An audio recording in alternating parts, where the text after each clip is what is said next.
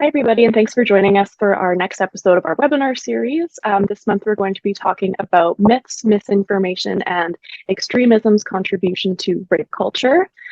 Before we get started, just a couple of little housekeeping matters. So just a quick warning that some of the content you're about to hear might be upsetting for some people, so please practice good self-care and step away or pause the video if you need to. And also just to note that the Women's Resource Center is located on Treaty 2 territory and operates on Treaty 1 territory, which are the lands of the Anishinaabeg, Cree, Oji-Cree, Assiniboine, Dakota, and Dene peoples, as well as the homeland of the Métis Nation. My name is Kara McCaskill. I'm the Sexual Assault Resource Coordinator with the Women's Resource Center. Hi, good morning, everybody. My name is Kim Iwazik. I'm the Director of Counseling and Advocacy at the Women's Resource Center, and also work with individuals who have experienced sexual assault. All right, so I think it's time for us to get into it. So we're going to start with extremism and how it contributes to rape culture. So I guess kind of the best thing to start with would be just some definition. So what is extremism? Extremism is kind of exactly what it sounds like. It's when people hold extreme views on certain topics. So in the political context, that's usually a term that's used to mean that people have very extreme political opinions, so either extremely on the right or extremely on the left. Sometimes those extremist points of view can foster the development of things like toxic masculinity. So when we're talking about how extremism relates to rape culture or sexual assault, one of the things that influences that is the concept of toxic masculinity. And toxic masculinity is something that glorifies and exaggerates aspects of masculinity that are harmful not only to women, but also to men as well. So things like aggressiveness or things like dominance or control, all of those things would be under the toxic masculinity umbrella, where an exaggeration of those kinds of traits really leads to the perpetuation of harm, not only on women, but also on men. And extremism related to sexual assault encompasses not only toxic masculinity, but it also encompasses the concept of entitlement. And this is something that has come up a lot recently in the media and also in academic literature around sexual assault and extremist points of view and the relationship between those two things. And entitlement is, I suppose, a part of toxic masculinity as well, where it's where men or perpetrators of sexual assault feel entitled to the body of somebody else. They feel entitled to the time of someone else. And that's rooted in these ideas of dominance and control and aggressiveness that are kind of the hallmarks of toxic masculinity.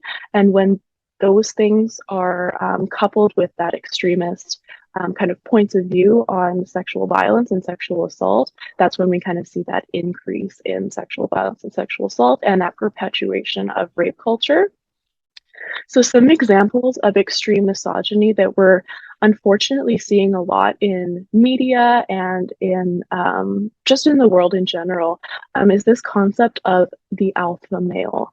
So that is something that very much comes out of toxic masculinity, and it is where there's this kind of categorization that's happening of different types of men, and it's the alpha male allegedly that is, you know, the thing to be striving for in terms of like what is the peak version of masculinity. And this idea of the alpha male is someone who is, you know, wanting to be very dominant, somebody who is extremely aggressive, somebody who holds extremely misogynistic points of view, somebody who feels entitled to women or like ownership over the bodies of other people.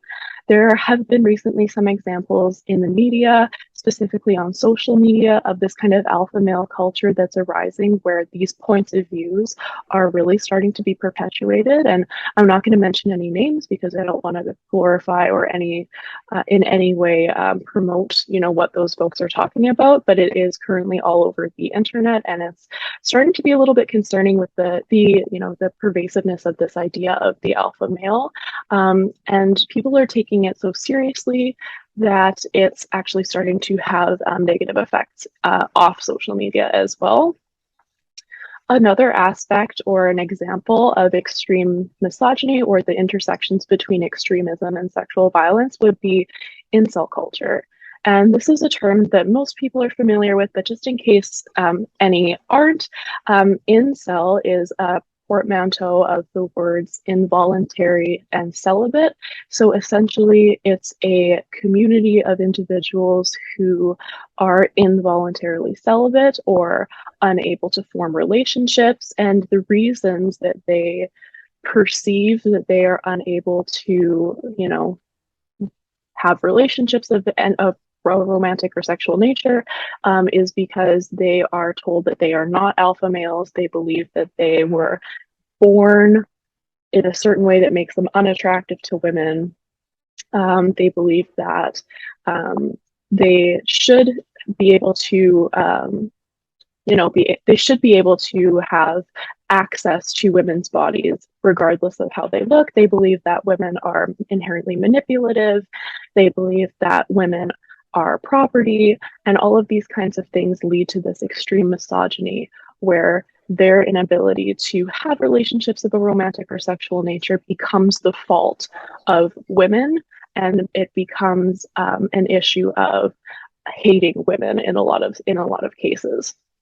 And these ideas of alpha males and incel culture very much overlap with the alt-right. These extreme versions of misogyny overlap with the alt-right. They're not necessarily exactly the same. The alt-right and far-right extremism are most of the time political points of view, and these alpha male and incel cultures claim to be apolitical, but a lot of their views overlap. So for example, there's a lot of overlap with white supremacy and racism between the incel culture and the alt-right. There's a lot of overlap with homophobia and transphobia. There's a lot of overlap between views on women. So as much as incel culture and alpha male culture view women as property, and as much as they feel that they are entitled to women and that women have a certain place in society that they should be fulfilling, that is also the view of the alt-right in many cases. So there is this overlap between incel culture and alpha male culture with the alt-right. Many folks who identify as incels or alpha males also are a part of the alt-right, but again, that's a Venn diagram that's almost a circle, but not all the way a circle. And these ideas of, extreme misogyny came from what is called the men's rights movement. And the men's rights movement actually was allied with the feminist movement in the early 1970s and the second wave of feminism. The men's rights movement in the early days, the very early days, recognized that, these extreme versions of masculinity were not only harmful to women, but they were also harmful to men, in that men were not able to express emotions. They were relegated to performing certain roles in society, and those things were harmful to men as well. But then eventually these things evolved to where the men's rights movement became about blaming women for the ways that men feel that they have been wronged. In a lot of cases, it became a situation where the men's rights movement became very anti-feminist and became kind of countering a lot of the feminist ideas that exist around freedom of choice, around decision making, around bodily autonomy, all of those kinds of things. And the contemporary men's rights movement has in a lot of ways spawned this incel culture, this alpha male culture, and a lot of these examples of extreme misogyny that we're seeing now. And some other of contributing factors that, have built up these levels of extreme misogyny that we're seeing not only online, but, you know, out in the real world. It's very much at the feet of the internet. The internet has provided a space where extremism and extreme points of view have been able to exponentially grow. So in situations like or in contexts where people are using these online forums like Reddit or 4chan, or even in some cases it's YouTube, the internet has provided these echo chamber spaces where people kind of all share the same ideas and they kind of reinforce each other and build each other up, and things kind of just snowball and get more and more extreme. So the contribution of the internet can't be overstated with respect to the extreme misogyny that we're seeing online. But unfortunately, it's also important to note that these types of extreme misogyny that we're seeing don't just pop up out of nowhere. They rely on the misogyny that's already inherent in society, and they amplify it, and they make it more extreme. So these things like entitlement to women's bodies, these archaic views of sexual violence and sexual assault, those things already exist in society, and we're going to be talking about rape culture in just a few minutes here, but those things already exist in society, and these other cultures like the men's rights movement, incel culture, the alpha male thing, all amplify that and contribute to the, in fact, worsening of the potential for sexual violence and assault. And the underlying messages that are being perpetuated are also amplified. So misogyny is being amplified in a lot of these online spaces. Sexism is being amplified, entitlement, objectification of women. And these things have real world consequences outside of the internet. If we think of many of the mass murders that have occurred in recent years, again, I'm not going to be naming any names of the perpetrators of those atrocities, but many of the mass murders that have occurred within the past 10 years or so have had elements of extreme misogyny attached to them. And those elements of extreme misogyny often come from what are called rape myths, and Kim is going to give us kind of an overview of that and what that means. Thanks, Kara. Really important information that you've given today, and we see these myths perpetuated in all forms. I'm going to give a definition first of all. So, a myth or a rape myth is an attitude and a belief that are false, but why they persist and that serve to deny and justify male sexual aggression against women. And we see these myths in all kinds of places. So in the workplace, within relationships, we see rape myths certainly perpetuated in college and university campuses, and that is such a risky place for women. We're seeing that statistically, sexualized violence is very high within universities and college campuses. We see rape myths perpetuated in social media, movies, and certainly music lyrics as well too. And a big concern is within the judicial system and law enforcement as well too. So it is a form of gender bias. When it exists within the justice system, what happens is the trust and belief in the justice system becomes very skewed, because we see clearly that when there are reports of sexualized violence and there is a trial, that very, very few individuals are actually being sentenced to any kind of time when there has been a rape or a sexual assault. The other thing that we're seeing is that within the judicial system is it's the victim that is blamed. So we're looking at thoughts or perceptions that there should be a perfect victim, and we'll talk a little bit more about that. We certainly excuse the perpetrator of misunderstanding or being misinformed, being confused about consent, and certainly we see that the impact of sexual assault is being downplayed for individuals who've had that experience. So very concerning about what's going on within our judicial system and within the law enforcement system as well. So some examples of rape myths, and I just want to say that I still hear these. One of the responsibilities of my role and position here is accompanying women that we work with to court. So I have been within the courtroom listening to some of these things that are still being said without any guidance from judge or other lawyers, and it's very concerning. So one of the things is we hear is that, she was really asking for it. She really meant yes when she said no. So the perception is incorrect and skewed. And one of the ways where we continue to blame survivors rather than putting responsibilities on the perpetrator. The other one is that she looked older. I didn't know that she was under an age of consent. Um, Even though she was drinking, she consented. And we have to be very clear in our understanding is that individuals cannot consent if they're intoxicated, if they're sleeping, if they've taken any sort of medications, that is not consent. And it's still something that we're really needing to talk about more in social media and more with our young folk in our communities, both female and male. She's lying. She wanted revenge. She's just trying to make my life miserable. And one that I often hear is boys will be boys, which is and does incredible damage to males as well too. That this is the way that we expect them to behave, so we're not going to change anything.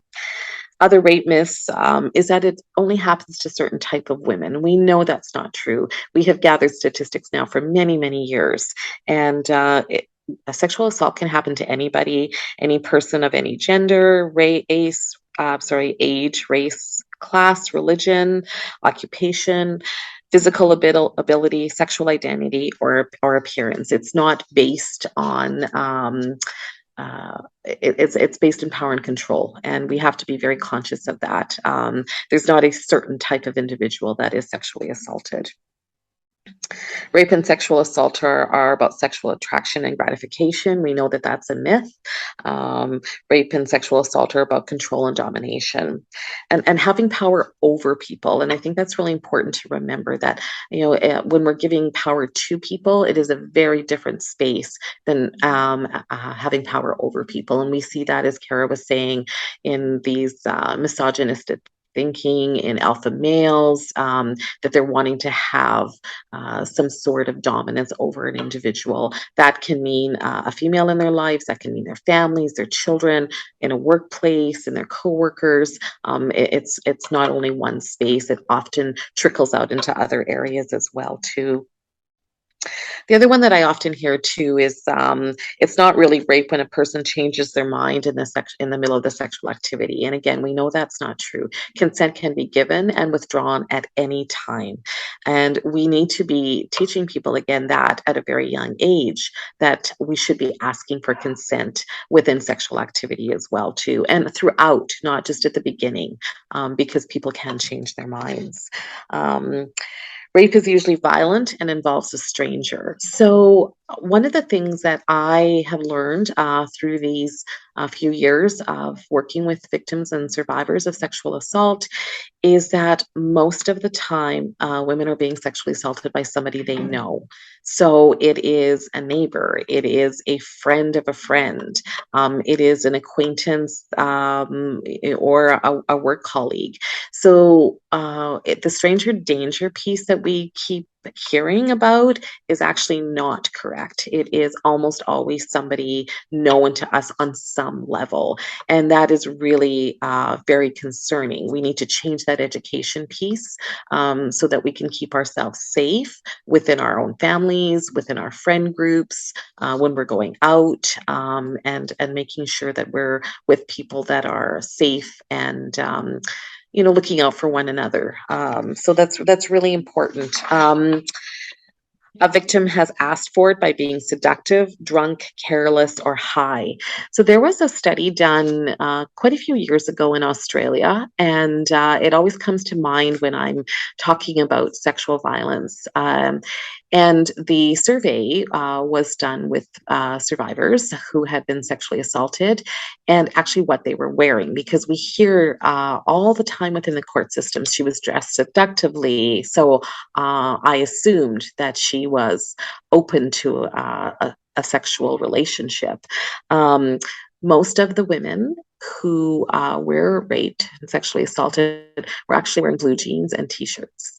And I think that's just really important for us to remember, that it is not about what somebody looks like. It is about power and control over somebody, not the sexualized act. We also want to make sure that, again, we're talking about that consent piece throughout the entire time that we're with somebody, if it is going to be a sexual relationship, or if it is going to be a choice for people to have any sort of relationship in that area, that we really are asking those really very important questions. Another thing that I hear within the court systems, and that survivors have been asked on the stand, is if they fought back. And that is a really terrible and concerning statement that I hear being asked by lawyers and also judges as well too. They're listening to those pieces and not stopping lawyers when they're asking certainly a rape myth. Not everybody fights back, and that's that perfect victim that we're looking for. So somebody who was screaming, yelling, fighting, trying to get away, and that's not always the case. Our bodies come to a space of a natural anesthetic. It's that ancient fight, flight, or freeze. And in the moment, we're doing what we're supposed to be doing. And sometimes that means we're to do nothing and preserve our lives. And I think that that's really important for people to remember. We talk about flooding of our brain. So it actually can put us in a space of paralysis when we're experiencing something so incredibly traumatic. And that's okay. That's exactly what needs to happen. And we hear that guilt and self-blame from survivors when they feel that they didn't do what society is expecting them to do, or what the court systems or lawyers or judges are expecting them to do as well. So, being more trauma informed when we're working with survivors, not only as counselors, but certainly as lawyers, as police, and as judges in the judicial system. Most people report rape or sexual assault. Well, we know that that's not true. Rape and sexual assault are actually one of the most underreported crimes. Also with domestic violence, two of the most isolating and crimes that just never get brought forward. We do have third-party reporting now. That is something that we've been offering folks for a while here at the Women's Resource Center, where people can make an anonymous report to police about the incident and de-identify themselves. It's something that I think has worked well for survivors, and an option that people can certainly consider. So one of the things that we see is flawed investigations and by police.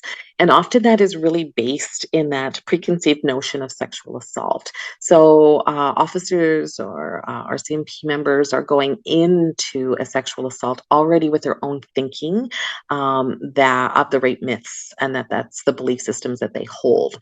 So when that happens, the investigation often doesn't go properly because of those preconceived notions of what really happened. What was she wearing? Was she drinking? She asked for it.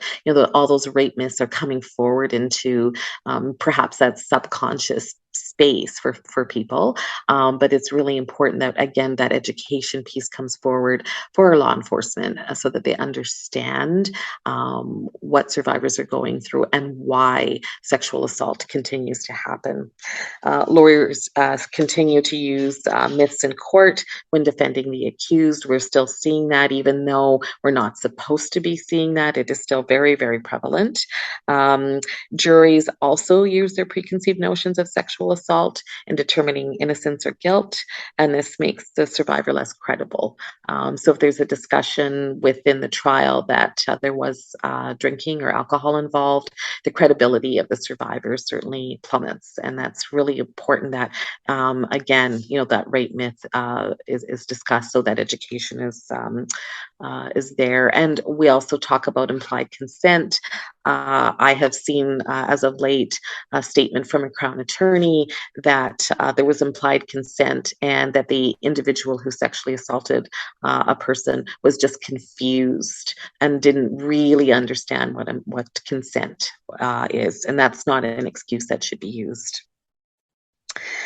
We also see that when someone doesn't show external injuries, fight back, say no, goes with the person to their home, gets in a car, that is misconstrued as implied consent. And what happens is we don't consider the psychological repercussions and the trauma that occurs when we believe that there is implied consent and a sexual assault happens. So just a little bit about media and rape myths. Media, movies, and music emphasize and objectify violence and sexual assault against women all the time. We see it as a normal thing that happens in our society, and we don't really react to it anymore because it is so normalized. And I think that's really important, that when we're talking with young people and we're talking about movies, music, pornography, that we don't gloss over what's happening, that we actually have clear and decisive conversations about what the myths are, how we're seeing them in our media. Exposure and acceptance to these types of materials normalizes rape culture and supports gender bias and violence towards women. And one of the things that I found really interesting when I was doing some research for this webinar was there was 10 of the top movies that have the most violent rape scenes and sexual assaults in them. The first one that came up was Girl with a Dragon Tattoo, The Accused with Jodie Foster, the Outlander series, which has the most graphic and disturbing rape scene in the history of television. And I think that, again, movies, series are moving to a space where it's okay for these things to happen and to normalize them within movies and media. And the last one is certainly the Game of Thrones, which lots of us have connected with those series and certainly watched them. So the origin of rape myths comes from various cultural stereotypes. It comes from acceptance of violence against women, as Kara said, that alpha male, the misogyny, that dominance, seeing women as submissive, and not understanding the nature and devastating results of sexual assault that can happen. I'll give it back to Kara, and she'll be talking about some really important topics too that relate to rape myths and where we are in our society right now as well. Yeah, so I just wanted to talk a little bit about misinformation, and this kind of overlaps a little bit with the rape myths that Kim was talking about, but there are two aspects of misinformation that I wanted to highlight.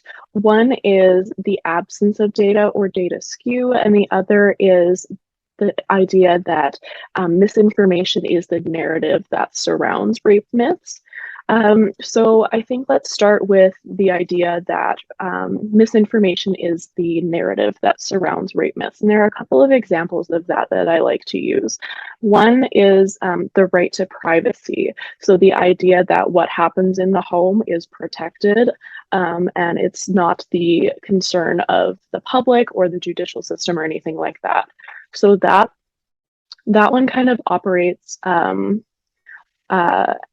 to justify things like marital rape, for example, where the justification for that before it was outlawed essentially was that what happens in the home is nobody else's business. What happens behind closed doors is nobody else's business. And that really perpetuates this misinformation that it's not rape, it's an issue of the right to privacy. And that is, of course, completely false. Another example of misinformation being that narrative that surrounds rape myths is around the idea of implied consent that Kim was talking about. So that idea, that narrative, really reinforces the rape myth that, she didn't say no, so it must mean yes. that kind of thing. So these narratives and rape myths really feed off of each other and produce this situation where sexual assault is either normalized or perpetuated or amplified. And that has a really real world impact on gender-based violence. As Kim was mentioning, it just kind of normalizes all of these types of things. It entrenches them within institutions and systems like law and justice and media. And another aspect of misinformation is data. And data is so important because it not only influences things like government policy making, it influences the ways that institutions view sexual violence, so law, media, justice. It also influences the ways that our family and friends view and talk about sexual assault and sexual violence. So when I talk about data absence or data skew, what I mean is that the data around sexual assault, while we have more of it than ever, and it's really important that we have the amount of data that we have, what we have is incomplete. As Kim had mentioned, sexual assault is one of, if not the most underreported crime. Estimates say that approximately 95% of sexual assaults go unreported. And the reason for that is that survivors have no incentive to share data. The ways that institutions kind of view and handle issues of sexual violence and sexual assault really prevent or discourage survivors from reporting. And the lack of reporting that we see is, of course, translated into a lack of data. And data is so important because, as I mentioned, governments use it to set policies. So kind of without that data around sexual violence and sexual assault and how those dynamics work, governments are either hesitant to craft policy, or they just don't craft policy at all surrounding sexual violence. And we see that kind of in the ways that institutions also craft their policies surrounding sexual violence and sexual assault, is that many institutions have outdated ways of handling cases of sexual violence or sexual assault that are based on either old data or data that is incomplete. And that can contribute to, really bad policy decisions on the parts of governments or institutions for handling issues of sexual assault. And it continues to really back up those rape myths, and they continue to reinforce each other. Unfortunately, this misinformation is perpetuated by from a number of sources. So one, like we said, is governments. When they're crafting policies, they're often relying on old data or incomplete data, which really affects the policies that they're able to make. Institutions rely on misinformation as well as those rape myths that Kim was talking about. So the way that media and justice and the law enforcement institutions in this country and other Western countries operate is very much based on that misinformation that is in turn reinforcing those rape myths, and the rape myths then reinforce the misinformation. And then, of course, the lack of data that exists also serves to impact the ability for institutions to implement good policy surrounding sexual violence.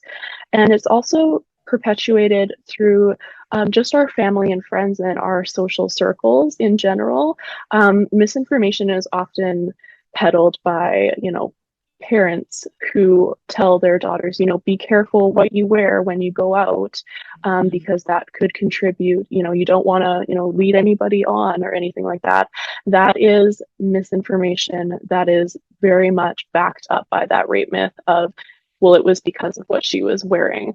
It's that misinformation of parents thinking that, for example, just to use an example, that what their daughter wears could eventually lead to a sexual assault. That misinformation is the narrative that surrounds that rape myth of it was what she was wearing, that kind of thing. Or another thing that, parents or caregivers often tell, young adults is, be careful when, or young women especially, be careful when you're walking at night. Always be aware of your surroundings, which is good advice in general, but when it's related to sexual assault, it perpetuates that rape myth that strangers are the ones perpetrating the majority of sexual assaults, when we know that that's not the case. As Kim mentioned, sexual assaults are often perpetrated by people known to the survivor. So those types of misinformation backing up the rape myths really contribute to this rape culture that we've been kind of alluding to this whole time. And rape culture is the normalization and acceptance of the presence of sexual assault and sexual violence in society. And it is, again, tied back to this idea of rape myths and of misinformation surrounding sexual violence and assault, because those rape myths and misinformation very much normalize and allow people to kind of accept that sexual violence and sexual assault are just things that happen, when that doesn't have to be the case. The reason that that's the case is because these rape myths and this misinformation keeps being perpetuated. And extremism that we talked about at the very beginning also contributes to this rape culture, because these online platforms, for example, that really amplify these ideas that are so prevalent in the alpha male and incel communities of dominance over women, the objectification of women, the idea that women have specific roles that they have to fill in society, also normalizes and provides space for people to accept the presence of sexual violence and sexual assault. Rape myths are also, rape culture is also perpetuated in many ways by the gender data gap. So when we were talking about misinformation, we were talking about how, there's just not a ton of, we have much more data than we used to have on sexual violence and assault. But of course, because there is absolutely no incentive for survivors to, report their assault, that, we're still missing a lot of information. So the gender data gap in healthcare really diminishes women's pain and experiences. And that would contribute to rape culture. Just as an example, for example, when women report in healthcare settings, oftentimes their pain is diminished. And as Kim mentioned, if there are no obvious physical injuries, that would also serve to diminish a survivor's account of the sexual violence or assault that they experienced. And that is, of course, something that has been seen readily in a lot of situations where survivors go to report in a medical setting, but are either not believed or not taken seriously because of maybe the absence of pain or the absence of obvious physical injuries, when we know that you don't need obvious physical injuries to have been sexually assaulted. Those two things are not mutually exclusive. Yeah, and another thing that I find a lot during the reading that I was doing for this webinar as something that contributes to this rape culture and normalization of sexual assault and sexual violence in society is the non-consensual sharing of intimate images, where there have actually been forums online, whether it's through Reddit or what have you, where intimate images of women are being shared without their consent, and horrible derogatory comments relating back to those rape myths again are being shared in relation to these images, and that again just serves to normalize these misogynistic ideas that objectify women and kind of normalize the idea of entitlement to women's bodies and all of those kinds of things. I know, Kim, you had a few things you wanted to share on rape culture as well. Yeah, I think, when we look historically and the second wave of feminism, that's where the term rape culture came. It was coined in the 70s by that second wave of women, and it was really an attempt to educate the public on the pervasiveness of rape. And I know we haven't touched on it too much today, but we hear of these unfounded cases that are some of them are being revisited now, and I think that that's really important within our law enforcement. And in rape culture, people are really surrounded by images, language, and laws that every day validate the thinking of sexual assault and rape. And I think it's really important to dispel those myths and to have webinars like this so people can listen to them and really start to think about, what is going on, what is normalized in our society. Sexualized violence and coercion become really normal, and what the outcome is that sexual violence that is inevitable and almost accepted within rape culture.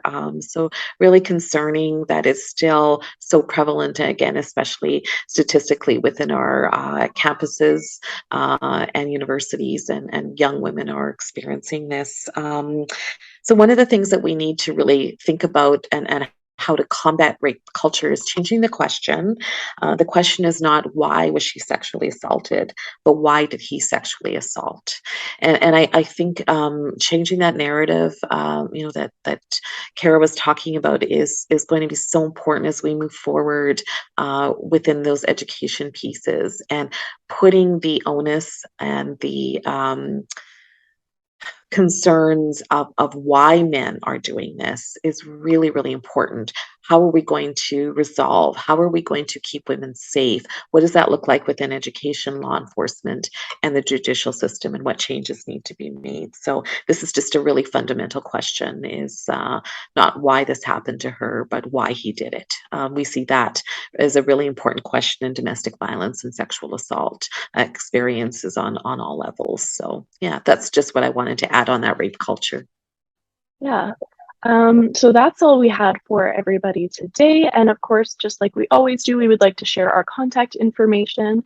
This is our location, our phone number, and our email. I've also included my information if anybody would like to get in touch with me as the Sexual Assault Resource Coordinator. Of course, we're open to anybody contacting us about any reasons relating to violence or anything like that. So please do not hesitate to reach out if you or somebody needs any kind of assistance. And thank you for joining us. Thank you.